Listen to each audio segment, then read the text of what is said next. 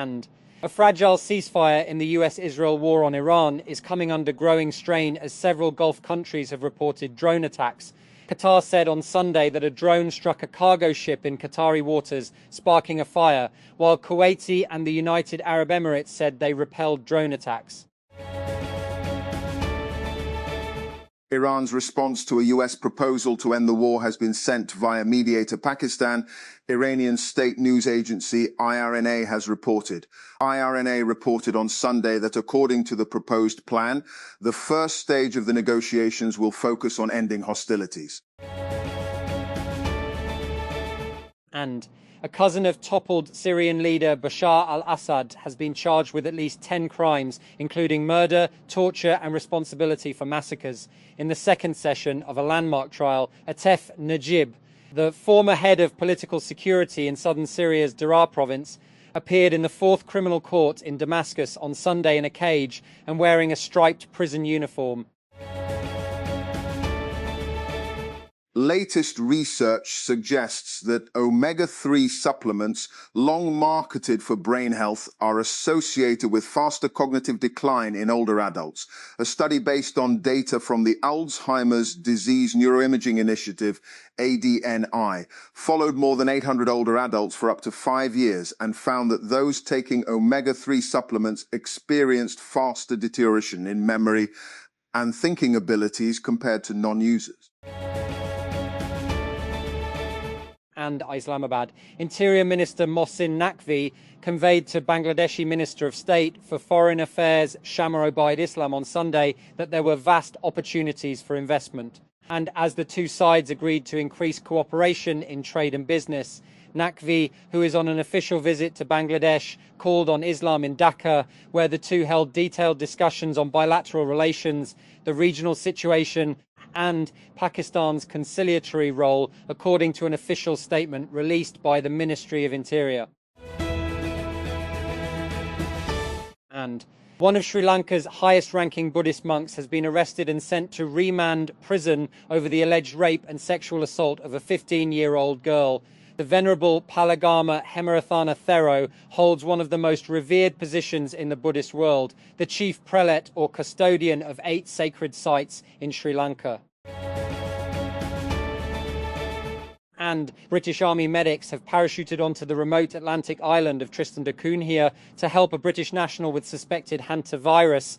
The man left MV Hondius, the cruise ship hit by a deadly outbreak of the virus, in mid-April at Britain's most remote inhabited overseas territory where he lives. When Russian forces withdrew last month from the strategic stronghold of Kidal in northern Mali, retreating under the jeers of the very rebels they were sent to crush, they surrendered more than just territory. Observers characterized the withdrawal of the Kremlin-backed Africa Corps as a humiliating blow to Moscow's prestige as a leading security partner in Africa's Sahel region, widely considered the world's deadliest terror hotspot. U.S. military intelligence gathering flight sites surging off the coast of Cuba. Analysis of publicly available aviation data shows. Since February 4, the U.S. Navy and Air Force have conducted at least 25 such flights using manned aircraft and drones, most of them near the country's 2 biggest cities, Havana and Santiago de Cuba, and some coming within 40 miles of the coast, according to Flight Radar 24. And Kylian Mbappe will miss Real Madrid's crucial La Liga fixture against Barcelona despite training for El Clasico with his teammates before the trip to the Catalan capital. The league's leading goal scorer was left out of the Real Madrid squad named for Sunday night's game at the Camp Nou stadium in Barcelona, where the home team can be crowned Spanish champions with a win over their arch-rivals. For millions of women in the United States, being a mother comes with an extraordinary price tag. From the earliest stages of pregnancy through childbirth and into years of childcare, expenses for healthcare, delivery and raising a child are significantly higher in the US than in most other wealthy countries. Even basic needs like medical care and childcare can place a major burden on families. A consumer protection court has fined a private bank after ruling in favor of a citizen who faced inconvenience due to a faulty ATM in Karachi, 24 News reported Saturday. The court ordered the bank to pay Rs 15,000 in compensation to the complainant for mental distress and loss of time caused by the incident. Prisoner accused of kidnapping and murdering a citizen in Karachi has escaped from Malia jail. The suspect, identified as Naveed alias Polka, was allegedly involved in the kidnapping and murder of a citizen within the limits of Yoharabad police station. He had been arrested by Yoharabad police a few days earlier.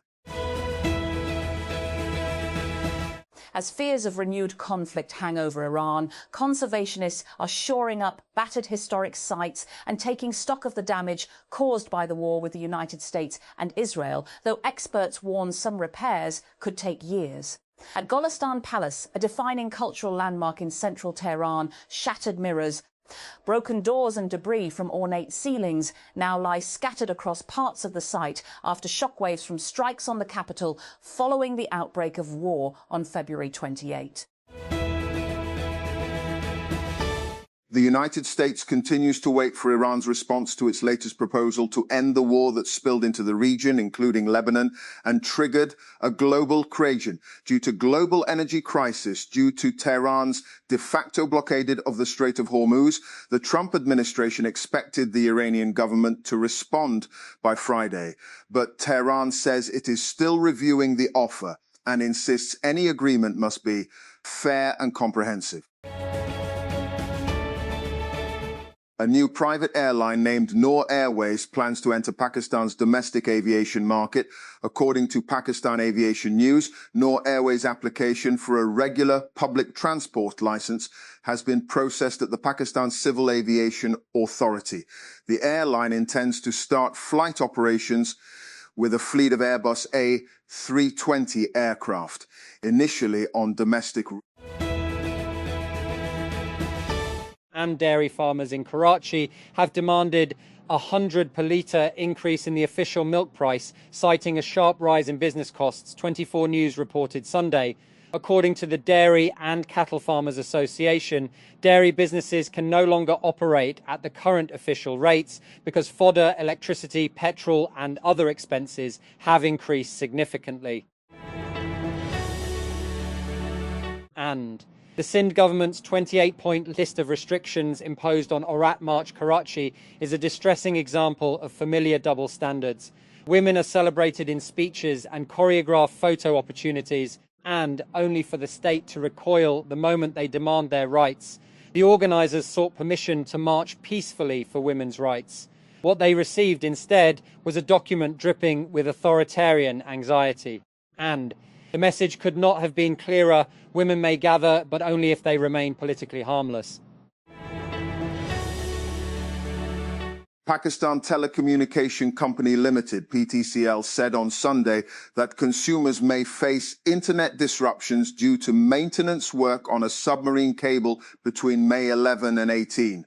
In a post on X, PTCL said, "A maintenance activity is planned on one of our submarine cables to repair a fault by the International Cable Consortium," adding that the work will begin on May 11 and may continue until May 18. Maranj. A large-scale security operation against militants continued for the third consecutive day in the Shewa Tehsil and adjoining areas of North Waziristan, with reports claiming that 7 militants, including 2 key commanders, were killed during search and clearance operations. According to sources, several militant hideouts were destroyed during the operation, while security forces intensified actions in multiple localities of the region.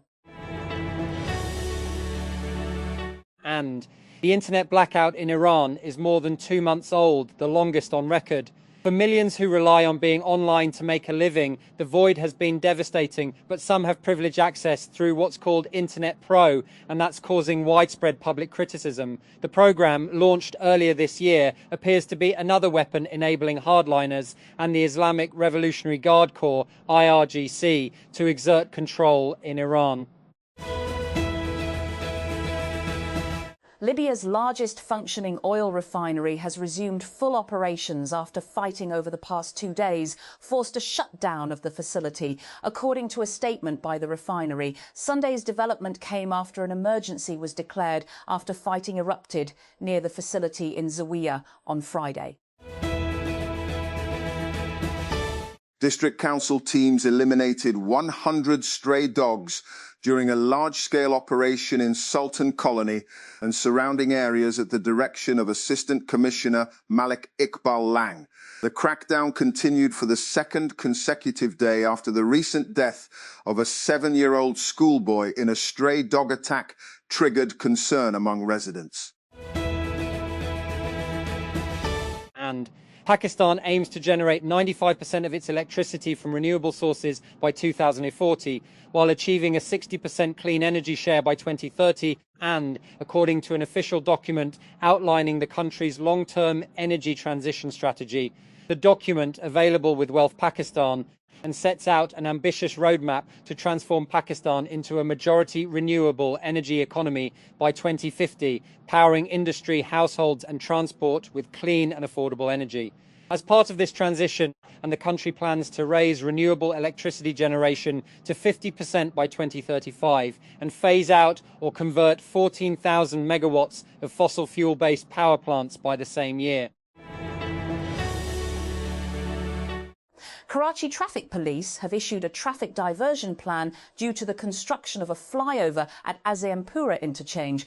According to the Traffic Police, vehicles coming from Singa Chowrangi and Karangi towards Shara-e Faisal will be diverted from Shara Bhutto interchange and sent towards Defence. Kim Soo-jin and her husband have set aside their doubts and embraced parenthood, joining a small but notable wave of South Korean couples having children despite the country's steep demographic decline. South Korea has one of the world's lowest birth rates, and the government has spent billions of dollars trying to encourage citizens to have more babies and cushion the worst impacts of a shrinking population. Prime Minister Shehbaz Sharif on Sunday said he and his Qatari counterpart, Sheikh Mohammed bin Abdulrahman bin Jassim Al Thani, reaffirmed their shared commitment to support constructive dialogue in the Middle East. In a post on X, PM Shehbaz said he was delighted to receive a telephone call from my brother earlier today. Israeli jets have targeted more than 10 towns in southern Lebanon as the ceasefire between Iran and the United States appears to be holding despite naval skirmishes near the Strait of Hormuz. Israel on Saturday killed at least 24 people in a wave of attacks, despite a ceasefire that took effect last month. And an attack by armed rebels has killed at least 69 people in Ituri province in the conflict-torn northeast of the Democratic Republic of the Congo DRC, according to security officials. For more than 30 years, the mineral-rich eastern DRC has been a battleground for various armed groups, vying for control of its many mines. Interim Syrian President Ahmed al-Sharaa has announced a series of government changes, including replacing his brother as head of the presidential office, the state news agency Sana reports. Al-Sharaa appointed former Homs governor Abdul Rahman Badruddin Al-Ama as Secretary General for the presidency. The post was previously held by al-Sharaa's brother Maher, an appointment that had drawn accusations of nepotism.